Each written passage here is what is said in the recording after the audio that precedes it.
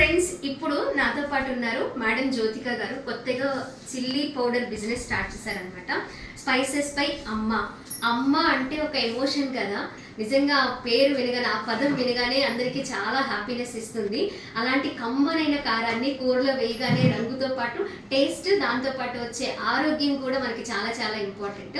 మేడంతో ఒకసారి మాట్లాడదాం. మేడం, ఏంటి బిజినెస్ స్టార్ట్ చేశారు, ఎలా ఉంది, అసలు ఎందుకు స్టార్ట్ చేశారు చెప్పండి. అంటే క్వాలిటీ కారం అందించాలని పబ్లిక్ కి. అంటే క్వాలిటీ కారం దొరకట్లేదండి ఎక్కడ. అది ఏంటంటే మనకు పసుపు, మన కూరల్లో వేసుకునే మెయిన్ ఉప్పు కారం లేకపోతే కూర అసలు టేస్ట్ ఉండదు.